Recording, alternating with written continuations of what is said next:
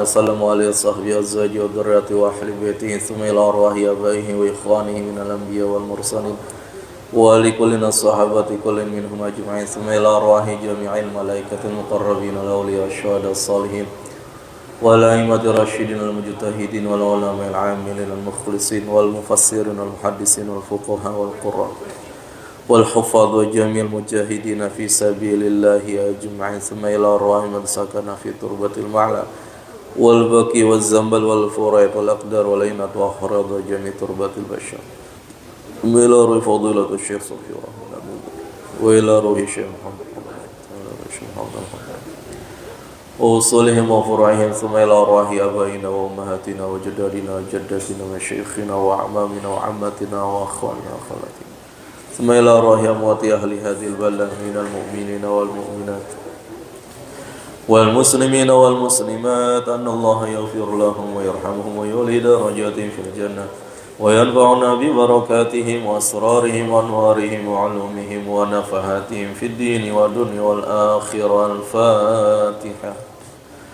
أعوذ بالله من الشيطان الرجيم. بسم الله الرحمن الرحيم. الحمد لله رب العالمين الرحمن الرحيم مالك يوم الدين إياك نعبد وإياك نستعين اهدنا الصراط المستقيم صراط الذين أنعمت عليهم غير المغضوب عليهم ولا الضالين آمين. بسم الله الرحمن الرحيم. الحمد لله رب العالمين اللهم صل على سيدنا محمد مفتاح باب رحمة الله عدد ما في علم الله صلاة وسلاما دائمين بدوام ملك الله وعلى آله وصحبه أجمعين. سبحانك لا علم لنا إلا ما علمتنا إنك أنت العليم الحكيم ولا حول ولا قوة إلا بالله العلي العظيم. رب اشرح لي صدري ويسر لي أمري واحلل عقدة من لساني يفقهوا قولي. نوينا تعلم وتعليم والنفع والانتفاع والإفادة والاستفادة والتذكر وتذكير الحسن التمسك بكتاب الله وسنة رسوله والدعاء إلى الهدى والدلالة إلى الخير ابتغاء وجه الله ورضا وقربه وثوابه. اللهم يا من مقاليد الأمور كلها بيده وإليه يرجع الأمر كله. يا فتاح يا عليم افتح لنا فتحا قريبا. يا فتاح يا عليم يا فتاح يا عليم يا فتاح يا عليم. اللهم أغننا بالعلم وزينا بالحلم وأكرمنا بالتقوى وجملنا بالعافية. اللهم ارزقنا فهم النبيين وحفظ المرسلين وإلهام الملائكة المقربين برحمتك يا أرحم الراحمين. رب زدنا علما warzuqna fahman. Sallallahu ala sayyidina Muhammadin wa alihi wasallam walhamdulillahi rabbil alamin. Hadirin wal hadirat, Bapak Ibu jamaah Masjid Nurul Yakin dirahmati Allah Subhanahu wa taala, yang kita hormati, kita muliakan guru kita, orang tua kita, Abuya Ki Haji Ghazali Musannif matanallahu bituli hayatihi wa nafa'ana bi ilmihi, dan segenap DKM Masjid Nurul Yakin serta Bapak Ibu jamaah yang dirahmati Allah Subhanahu wa taala. Syukur alhamdulillah, tak lupa kita panjatkan kepada Allah atas segala limpahan rahmat karunia yang masih diberikan pada kita. Alhamdulillah, pagi hari ini kita dalam keadaan sehat walafiat, bisa berkumpul kembali dalam rangka menunaikan salat subuh berjamaah dan dilanjutkan duduk bersama menghidupkan waktu baina subhi wal isyraq dengan kajian ilmiah. Semoga ibadah yang telah kita kerjakan diterima oleh Allah Subhanahu wa taala, dan ilmu-ilmu yang dikaji di tempat ini bermanfaat bagi kita, membawa keberkahan dalam kehidupan kita dunia dan manfaat akhirat. Salawat dan salam tak lupa kita senantiasa aturkan kepada baginda Nabi besar Muhammad sallallahu alaihi wasallam beserta keluarga, sahabat dan seluruh pengikutnya. Semoga kita termasuk umat yang dicintai oleh beliau dan kelak mendapatkan syafaat dari beliau di yaumil qiyamah. Amin ya rabbal alamin. Hadirin al hadirat, Bapak Ibu jamaah yang dirahmati Allah Subhanahu wa taala, melanjutkan kajian kita dalam kitab Sirah Nabawiyah. Masih berkaitan dengan perang Uhud. Terakhir bahasan kita tentang perselisihan di antara para sahabat.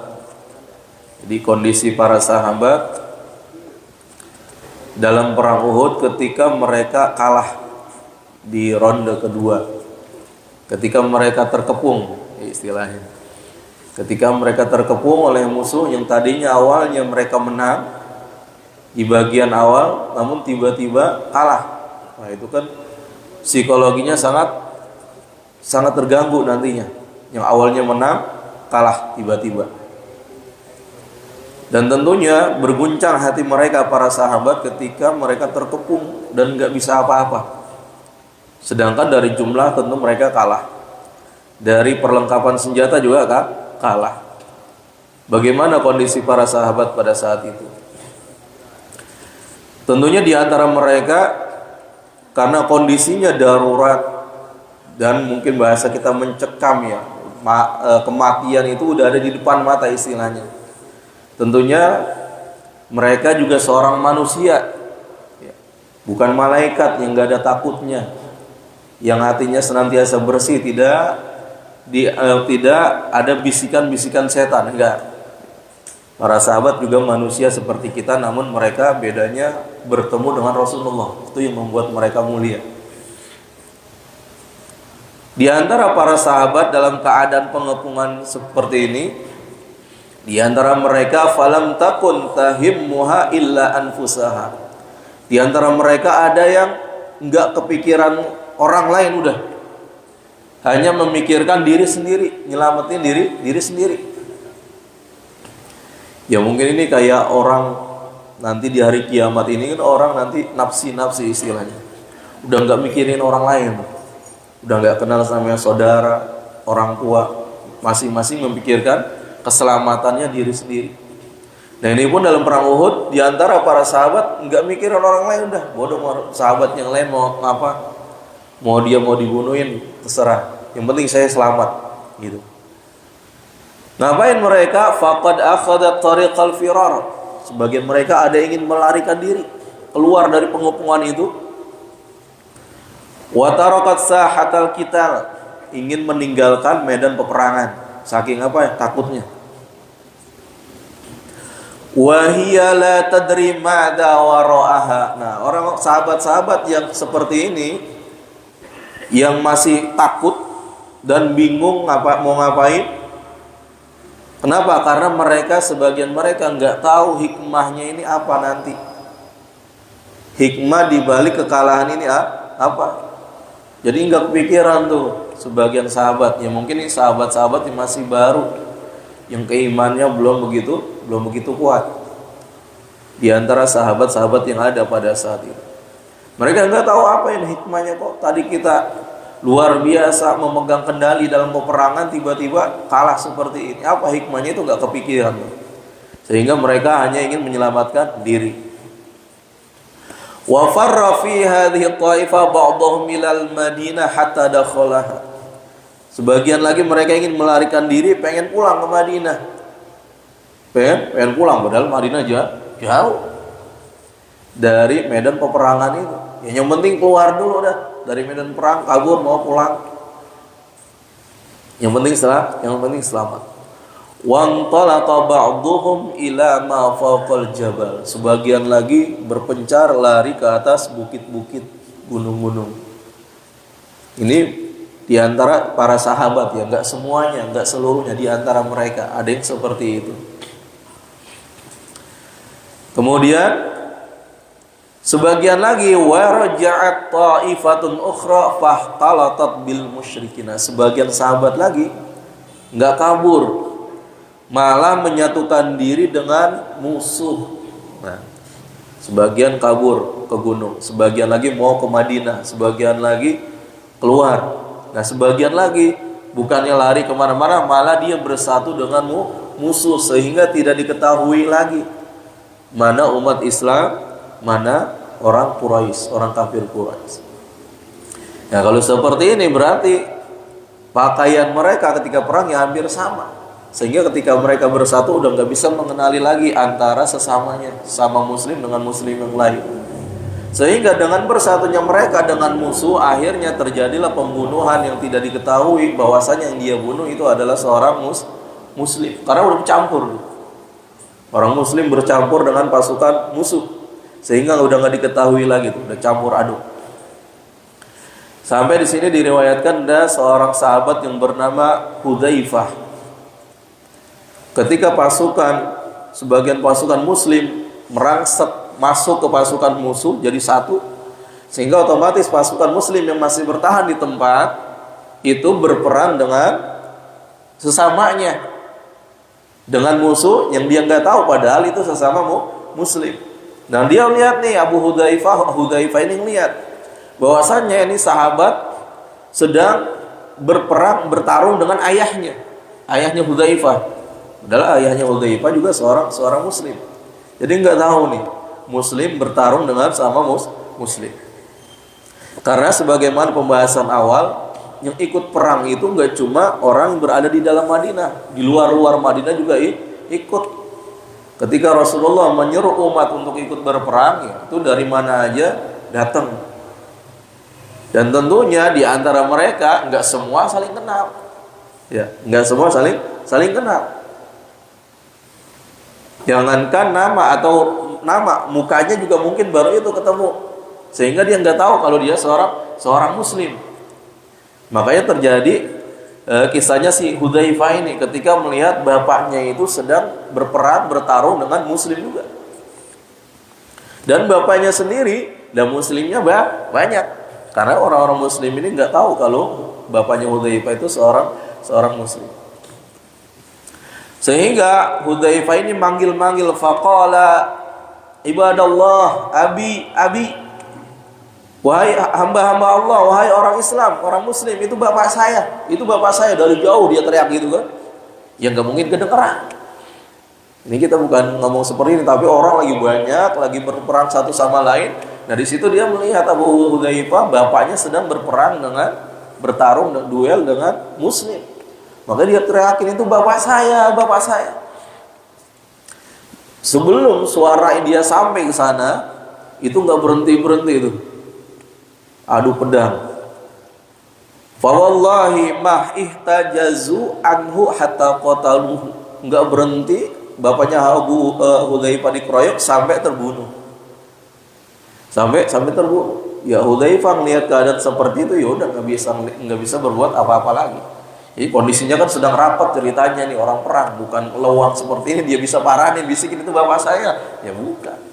Jadi orang sedang rapat satu sama lain, sedang adu pedang, adu tombak. Nah, jadi rapat dari jauh dia teriakin tuh para sahabat supaya berhenti, itu bapaknya bukan musuh. Itu tadi karena tadi mungkin bapaknya itu bercampur dengan musuh jadi satu, sehingga udah nggak diketahui lagi satu sama lain, nggak kenal. Sehingga akhirnya terbunuhlah bapaknya Hudzaifah oleh siapa? Oleh pasukan Islam. Sehingga Hudzaifah mengatakan, faqala Hudzaifah yaghfirullahu lakum, semoga Allah mengampuni kalian karena yang kalian bunuh adalah orang muslim juga dan bapak saya.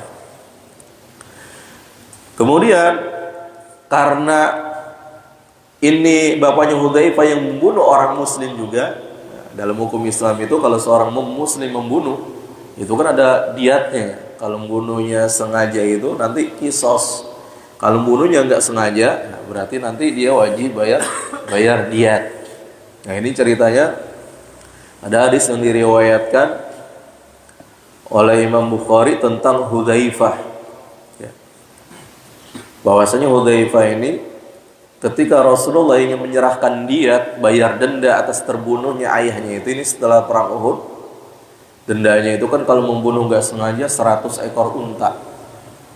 100 ekor unta yang bisa dicicil berapa kali tuh? 3 tahun. 3 kali pembayaran. Ketika Rasulullah ingin menyerahkan diat, karena Rasulullah sebagai pemimpin merasa bertanggung jawab atas pembunuhan ini, didatangilah Hudzaifah. Anna Rasulullah sallallahu alaihi wasallam arada an yadihi, bayar diatnya. Faqala Hudzaifah tasaddaqtu ya Rasulullah bidayatihi 'alal muslimin. Ya Rasulullah, ya udah diat ayah saya ini saya sedekahin lagi buat kepentingan orang Islam. Buat orang Islam ya Rasulullah. Nah, maka setelah kejadian ini, Hudzaifah semakin memiliki derajat yang tinggi di sisi Rasulullah sallallahu alaihi wasallam. Dia enggak ambil. Kenapa? Ya udah, emang ayah saya meninggal di tempat itu, biar dia meninggal sebagai syahid, meskipun yang membunuh umat Islam. Karena umat Islam nggak tahu. Beda lagi kalau tahu. Nah itu kenapa? Karena saking udah nggak bisa dibedain tuh tadi antara Muslim dengan musuh. Mereka jadi satu dengan musuh, sehingga terjadilah pembunuhan Islam dengan Muslim sama Muslim. Itu sebagian mereka. Nah ada lagi sebagian yang lain. Sebagian lain lagi berpikiran untuk apa? Untuk minta tolong sama Abdullah bin Ubay, mau minta perlindungan, ya, mau minta perlindungan supaya nanti nggak dibunuh, supaya nanti ditebus. Ini sebagian sahabat sampai kepikiran seperti itu tuh. Saya ngapain ya? Apa yang harus saya lakukan supaya saya selamat? Gitu. Akhirnya dia kepikiran sampai ingin menghubungi Abdullah bin Ubay untuk minta jaminan keselamatan. Karena Abdullah bin Ubay tidak ikut dalam perang ini, sehingga dimintai untuk memberikan jaminan keselamatan. Nah sebagian sahabat lagi pokoknya udah nggak kepikiran apa-apa tuh, bingung mau ngapain dalam keadaan situasi seperti ini, terguncang hatinya, bingung mau ngapain, sehingga di sebagian mereka dengar ada berita hoax disebarkan ketika perang Uhud ini. Apa beritanya? Inna Muhammadan qad qutila. Sahabat lagi bingung mau ngapain karena udah terkepung nggak bisa melawan. Tiba-tiba ada yang teriakin, woi Muhammad udah mati. Ada yang teriak, Inna Muhammadan qad qutila, Muhammad telah terbunuh, Muhammad telah terbunuh. Teriakan seperti itu. Sehingga sahabat yang tadi emang udah guncang hatinya, bingung mau ngapain, ketika dengar Rasulullah katanya terbunuh, udah tambah nggak bisa apa-apa. Mungkin kalau bahasa kita kayak orang stroke, udah prok ya, badannya kayak orang nggak bisa bergerak. Udah campur aduk perasaan takut, perasaan sedih yang luar biasa, udah campur aduk, sehingga sebagian mereka ngelemparin tuh, wa alqa bi aslihatihi mustaqinan. Yang megang pedang, pedangnya dilemparin. Yang megang tombak, tombaknya dilemparin. Udah nggak ada semangat jihad sama sekali. Udah nggak ada semangat mau menang dalam perangan sama sekali, nggak ada. Udah dilemparin dan duduk pasrah. Gitu. Seandainya mau dibunuh, dibunuh. Seandainya mau ditawan, ditawan. Udah pasrah dah. Sebagian sahabat nih, karena ini di titik ya, satu titik. Karena kan perang itu beberapa titik, banyak orang nggak kumpul jadi satu. Jadi di satu titik ini kita disorotin di beberapa titik. Di titik ini sahabat ada yang pengen kabur. Di titik ini sahabat ada yang pengen keluar ke Madinah. Di titik ini ada sebagian sahabat pengen naik ke atas gunung. Di titik ini ada sahabat yang mendengar bahwasanya Rasulullah telah terbunuh. Nah, sehingga mereka udah nggak mau punya, seperti mati rasa udah. Seperti orang ya hidupnya udah antara hidup sama mati udah nggak bisa dibedain. Udah kayak patung. Kayak kita tiba-tiba dengar seseorang dari keluarga kita, entah itu orang tua atau siapa, meninggal, gimana perasaan gitu? Itu tiba-tiba serok seperti itu. Ya udah bingung mau ngapain. Otak itu udah berhenti, hati itu udah berhenti kayaknya. Sahabat lagi megang pedang sampai dilepas pedangnya. Yang megang tombak dilepas tombak. Saking sedihnya, campur aduk keadaan dalam perang Uhud ini. Wa marra biha ulai Anas bin Nadir. Nah, di antara sahabat dalam keadaan seperti ini, ada seorang sahabat yang bernama Anas bin Nadir.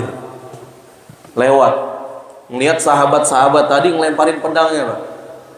Senjatanya dilempar, pedangnya dilempar, tombaknya dilempar. Ini Anas lewat melihat sebagian sahabat seperti ini. Maka beliau mengatakan, "Ma tantadhirun?" Wahai para sahabat, apa yang kalian lakukan? Apa yang sedang kalian tunggu? Kenapa kalian melempar pedang-pedang kalian, tombak-tombak kalian? Apa jawaban para sahabat ini? Faqalu qutila Rasulullah sallallahu alaihi wasallam. Wahai Anas, sesungguhnya Rasulullah sudah terbunuh. Rasulullah telah gugur dalam perang ini. Buat apa lagi kita perang ya, bahasanya gitu. Buat apa lagi kita melawan? Sudah tidak ada lagi semangat berjihad sama sekali di hati para sahabat di satu titik ini ya. Bukan seluruh sahabat, bukan, di satu titik ini. Kemudian Anas mengatakan, faqala ma tasna'una bil hayati ba'dahu. Lah kalau Rasulullah emang udah terbunuh, buat apa kalian hidup sekarang? Buat apa? Dong Rasulullah udah terbunuh, kalau gitu ngapain? Ya perang lagi terus. Ya, buat apa kita hidup setelah Rasulullah nggak ada dalam perang ini? Jadi jangan sia-siakan lagi. Qumu famutu ala ma mata alaihi Rasulullah sallallahu alaihi wasallam. Bangun, bangkit. Matilah kalian sebagaimana matinya Rasulullah dalam perang ini. Nah, gitu. Disemangati ini oleh Anas bin Nadir. Jadi masih banyak sekali sahabat-sahabat yang nggak lemah ketika dalam keadaan terkepung seperti ini, tetap kuat, tetap tegar, dan bahkan memberikan motivasi sesama mereka. Ngapain ente hidup kalau gitu? Kalau emang Rasulullah udah mati, ayo bangun. Kita mati juga berjuang di sini sebagaimana Rasulullah mati dalam perang ini. Gitu. Akhirnya sebagian sahabat ketika diomongin kayak gitu sama Anas, tetap aja biasa gitu. Biasa, nggak tergugah, nggak menghiraukan, masih dalam keadaan melepas senjatanya, dan tetap yang duduk ya duduk, dalam keadaan lemas ya lemas. Akhirnya Anas berdoa, Allahumma inni a'tadiru ilaika mimma sana'a haula. Ya Allah, saya mohon ampun kepada Engkau atas perbuatan para sahabatku ini yang telah hilang semangat perjuangannya pada saat ini. Ampunilah saya ya Allah, karena saya tidak bisa membawa mereka, mengangkat mereka dan menyemangati mereka supaya kembali lagi untuk berjihad. Minta ampun. Kemudian beliau melanjutkan doanya, wa ubarri'u ilaika mimma sana'a haula'i al-musyrikin. Dan aku berlepas diri ya Allah dari perbuatan orang-orang musyrik yang telah mencelakakan Rasulullah. Kalau seandainya memang benar Rasulullah terbunuh, aku melepaskan diri bahwasanya itu adalah kejahatan daripada orang-orang musyrik dan orang Islam tidak ada kaitannya. Tsumma taqaddama. Kemudian Anas setelah ngajak sahabatnya nggak ada yang mau bangun, ya udah Anas sendiri maju nih. Maju ngapain? Marahin musuh yang sedang berkumpul mengepung mereka. Maju dalam perjalanan mau menuju musuh, bertemu dengan Sa'ad bin Mu'ad.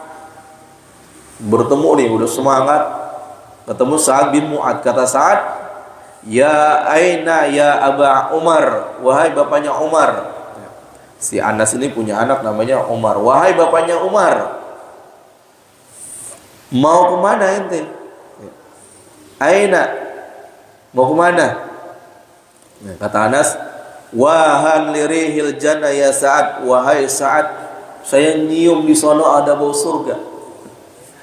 Saya mencium di arah sana ada bau surga. Saya mau marahin tuh baunya. Oh, dia udah nyium, berarti luar biasa.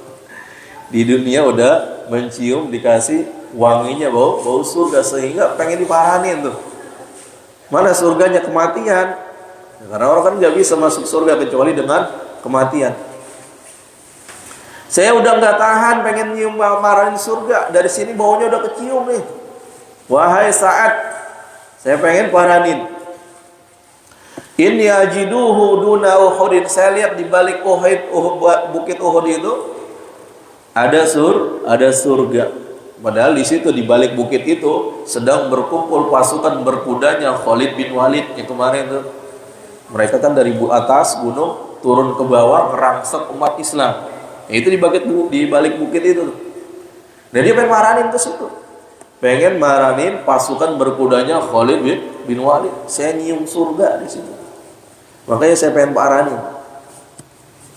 Akhirnya dia terus jalan menuju pasukannya Khalid bin Walid, pasukan berkuda, dan berperang habis-habisan di situ, bertarung habis-habisan, dikerubutin tentunya. Dikerubutin orang sendiri, yang lain enggak pernah ngikut.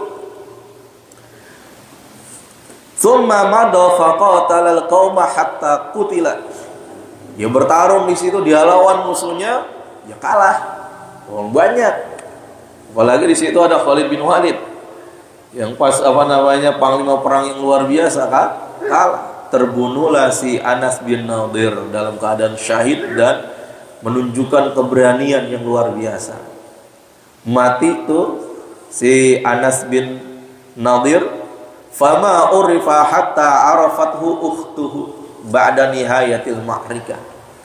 Saking banyak luka yang dia terima, entah itu tusukan, entah itu sabetan pedang, entah itu panah, enggak, saking banyaknya tuh, sampai nggak dikenalin lagi bahwasanya itu adalah Anas. Nggak tahu bagaimana itu lukanya, mungkin mukanya juga udah hancur dah ya, sampai nggak bisa dikenalin.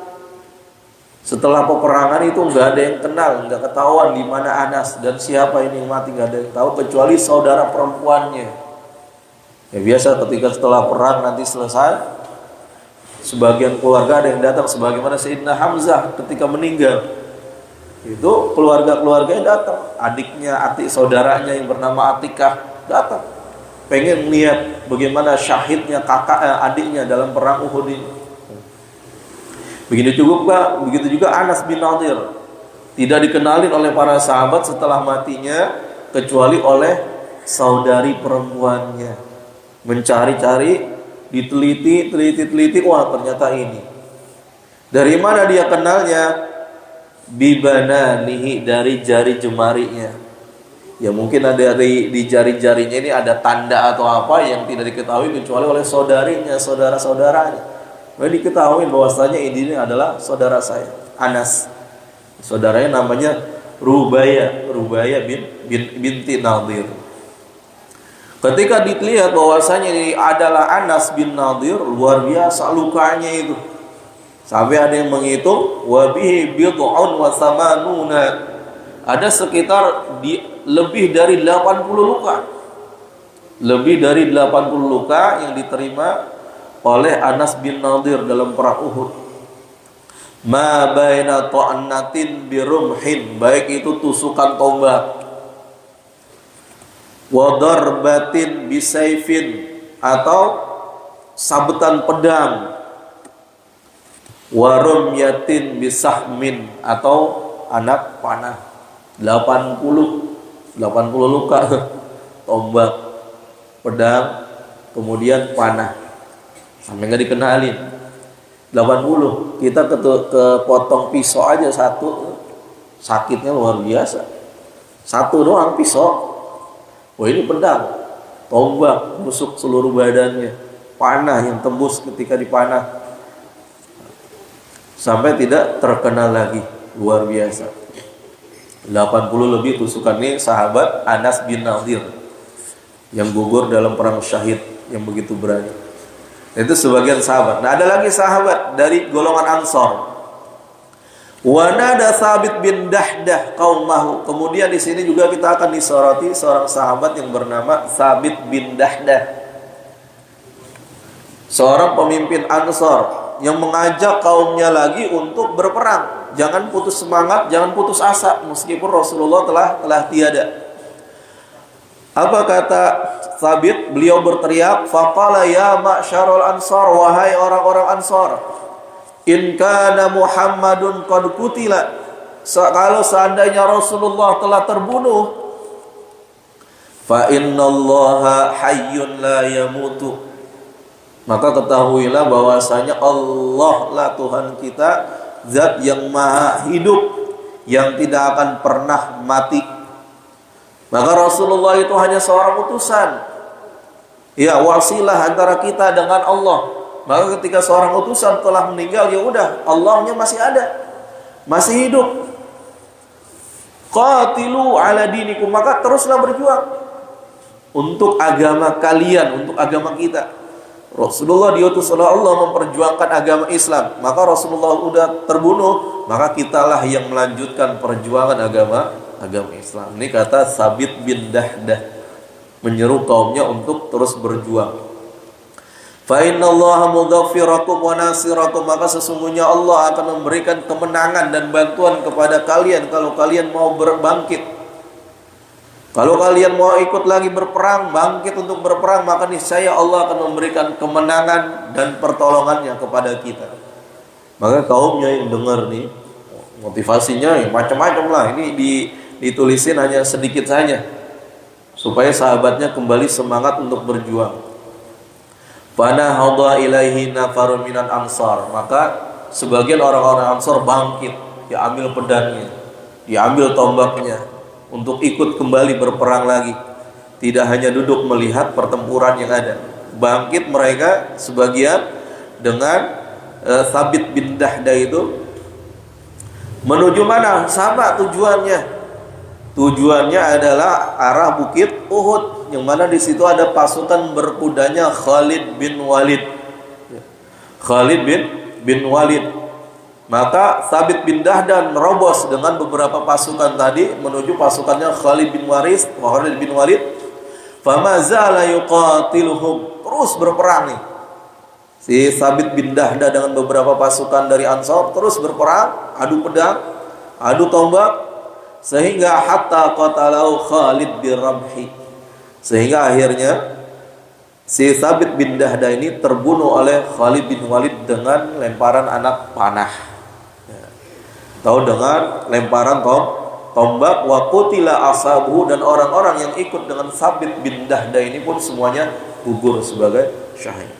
Nah, perjuangan luar biasa, tidak ada takut matinya. Meskipun sebagian sahabat masih ada yang bingung, ya, tapi sebagian besar mereka enggak. Kemudian kita juga akan disoroti, ada seorang sahabat dari Muhajirin sedang lewat. Wa marra rajulun minal Muhajirin bi rajulin minal Ansor. Seorang sahabat dari Muhajir lewat. Nah, di situ ada sahabat dari Ansor yang sedang luka.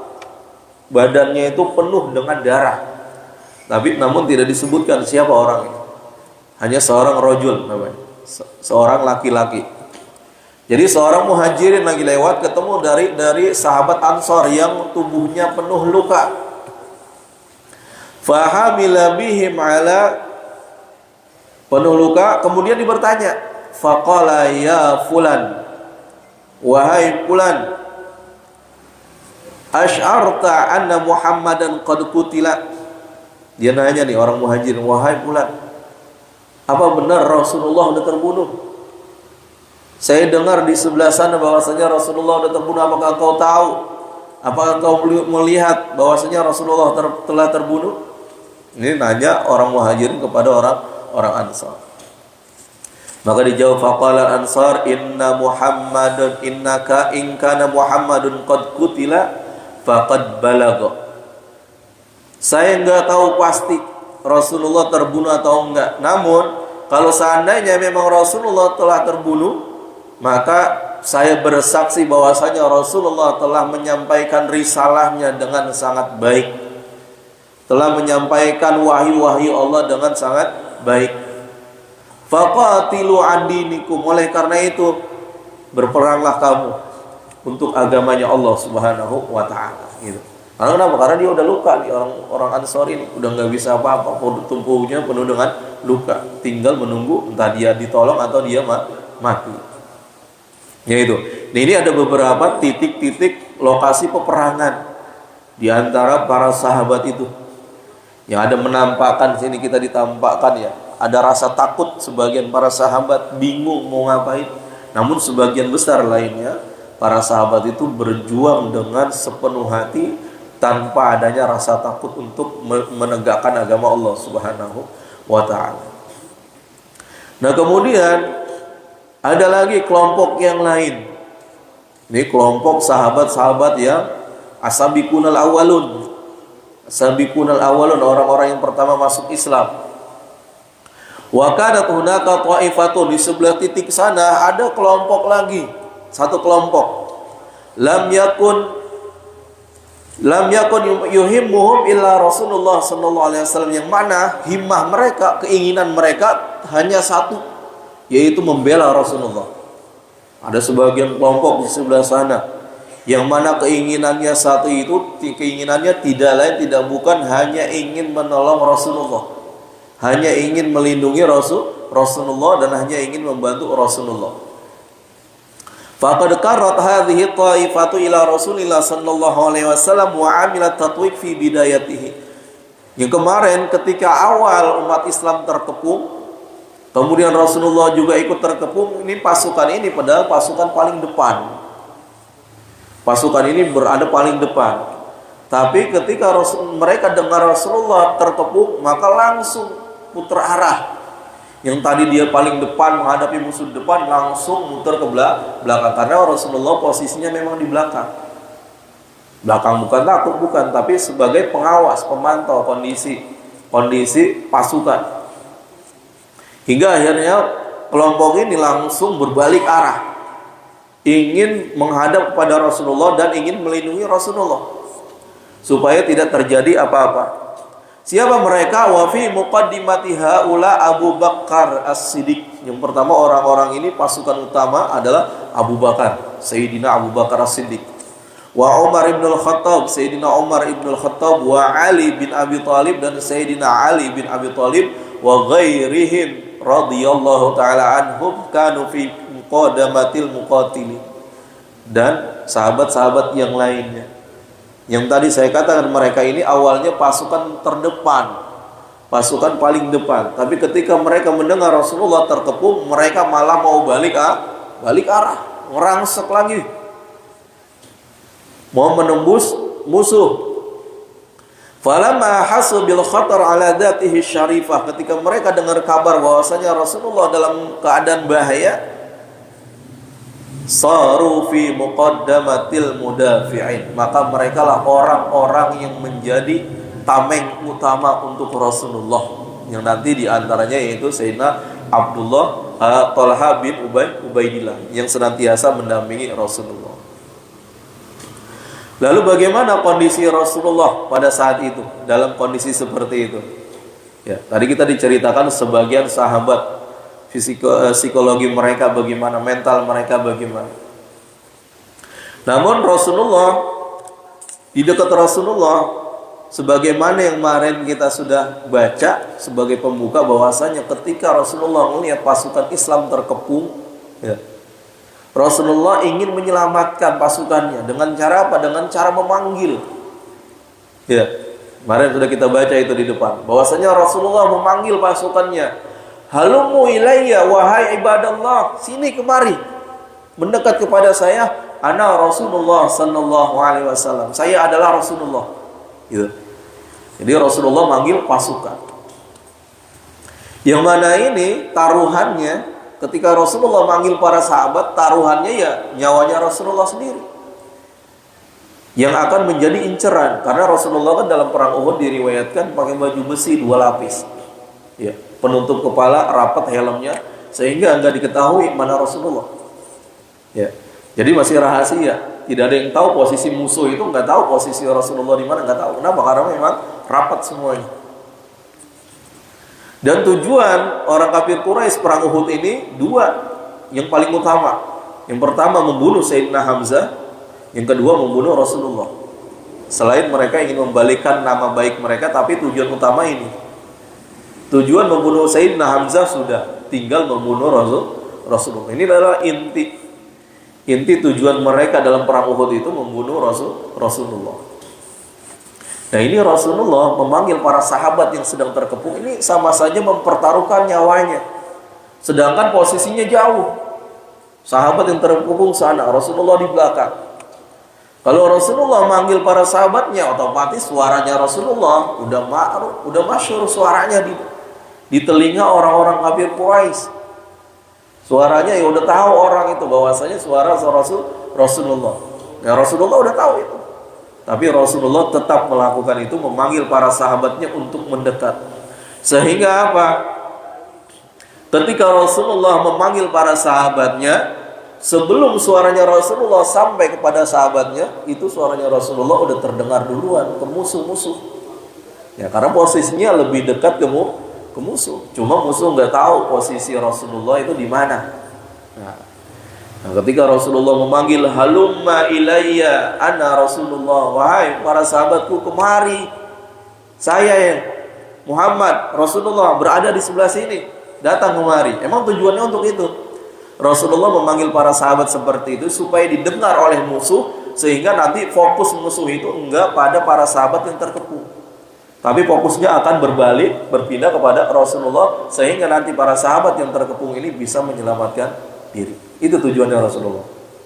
memanggil para sahabat untuk mengalihkan perhatian musuh supaya berbalik arah serangannya, bukan kepada sahabat namun kepada Rasulullah. Ini luar biasa jiwa seorang pemimpin seperti ini, ya, yang nggak ada rasa takutnya. Sehingga tadi saya katakan bahwasanya ketika mereka orang kafir Quraisy mendengar suara Rasulullah, wa arafuhu, mereka kenal, wah ini Muhammad ini arahnya di sana, gitu kan, gitu ya, meskipun dari jauh, dari sana ini arahnya. Sehingga fakkaru ilaihi, merangsek langsung tuh, karena tahu tadi suaranya Muhammad ada di sana, Rasulullah langsung dirangsek berbalik arah, yang tadinya mengepung para sahabat langsung berbalik arah menuju Rasulullah. Wahajamuhu wa malu ilaihi bisaqlihim qabla an yarji'a ilaihi ahadun min jaisil muslimin. Sehingga ketika mereka sudah mendekat kepada Rasulullah, ya udah Rasulullah diserang habis-habisan sebelum satu pun pasukan Islam yang di sana datang mendekat kepada Rasulullah. Padahal kemarin itu ketika Rasulullah berada di belakang itu, Rasulullah didampingi oleh sekitar 7 orang atau 9 orang sahabat, ya, tis'ah. Ketika Rasulullah memanggil para sahabatnya tadi, di sisi Rasulullah ada 9 orang, salah satunya 7 orang dari Ansor, 2 orang dari Muhajirin, jadi 9 orang. Maju nih orang-orang kafir Quraisy merangsek kepada Rasulullah. Sehingga ketika dirangsek udah habis tuh, namanya cuma berapa orang berarti? Sahabat 9, Rasulullah 110. Melawan ratusan orang yang datang merangsek. Di atas 100 merangsek kepada Rasulullah di titik belakang itu. Sehingga apa? Luar biasa perjuangan para sahabat di sini. Di antara mereka diriwayatkan oleh Imam Muslim bahwasanya ketika Rasulullah ingin diserang, maka Rasulullah berkata kepada para sahabatnya yang 9 orang ini, kepada 7 orang dari Ansar, karena yang 2 orang ini Sa'ad bin Abi Waqqas dengan Talha bin Ubaidillah berada di kiri kanan Rasulullah, dan yang 7 orang dari Ansar ini berada di depannya. Maka Rasulullah berkata, falamma rahaku qala man yarudduhum anna walahul jannah. Wahai para sahabatku, siapa yang bisa menahan ini musuh dari saya, bisa menjauhkan dia, maka dia akan mendapatkan surga. Au huwa fi rafiqi fil jannah, atau dia akan menjadi temanku nanti berada di dalam surga. Bukan Rasulullah ingin melarikan diri, bukan nyuruh sahabatnya mati duluan, bukan. Karena sebagai seorang pemimpin harus bertahan dulu. Ya, masih ada pasukannya, ayo hadapin dia. Kalau kamu syahid, kamu akan masuk surga dan akan menemani saya di dalam surga. Artinya derajat surganya sangat tinggi. Ya. Rasulullah kan surganya Firdaus nanti. Kalau sahabat yang diminta oleh Rasulullah, kamu akan mendampingi saya di dalam surga, berarti surganya sama. Ya, masuk dalam surganya Rasulullah, mendampingi Rasulullah dalam surga.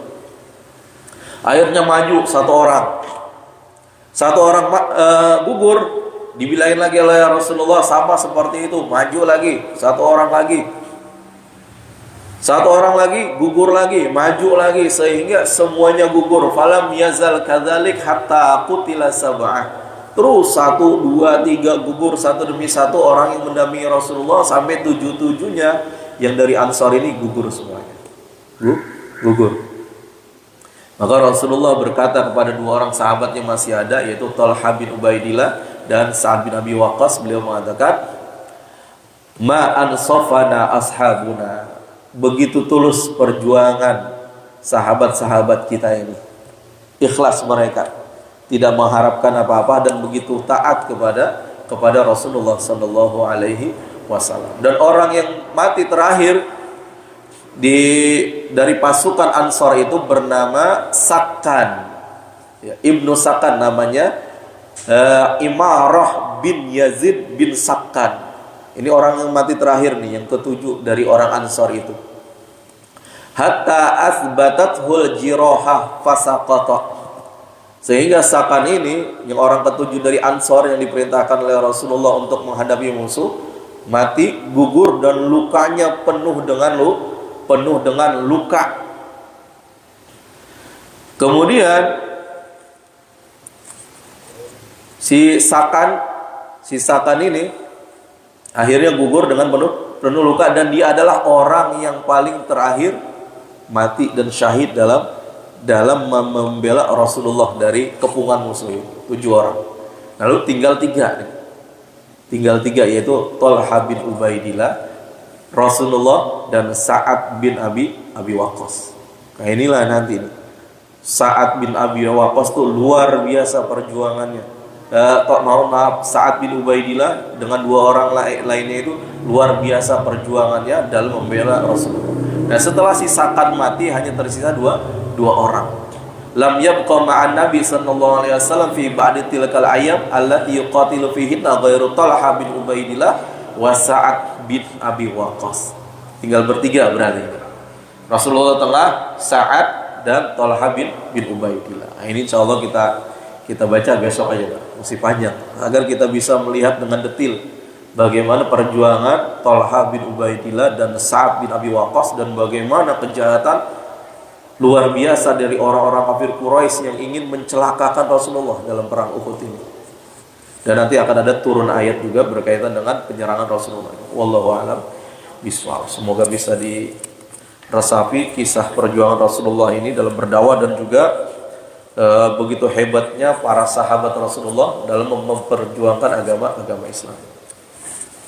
Bismillahirrahmanirrahim. Rabbana anfa'na bima 'allamtana, rabbi 'allimna alladhi yanfa'una, rabbi faqihna wa faqih ahlana wa qarabatin lana fi dinina ma ahlil qutri untha wa dhakar, rabbi wafiqna wa wafiqhum lima tardadi qawlana fi'lan karama warzuqil kulla halalan daima wa akhilat ya ulama nahda bil khairi wa nufa kulla syar. Rabbana waslih lana kulla syu'un wa aqira bi ridha minkal uyun waqdi ana rabbana kulla duyun qabla an ta'tiyana rusnun manun waghfir wastur anta akrama man satar wa salatullahi tawshal mustafa manilal haqi da'ana wal wafa bi kitabin fihi linnasi shifa wa ala al-alil kirami syurafa wa ala sahbil masabihil qurar. Allahumma hdina bihudak waj'alna mimman yusari'u fi ridha ولا تولنا وليا سواك ولا تجعلنا ممن خالف أمرك وعصاك وحسبنا الله نعم الوكيل نعم المولى نعم النصير ولا حول ولا قوة إلا بالله العلي العظيم وصلى الله على سيدنا محمد وآله وصحبه وسلم والحمد لله رب العالمين. سبحانك اللهم وبحمدك أشهد أن لا إله إلا أنت أستغفرك وأتوب إليك. ولكم منكم السلام عليكم.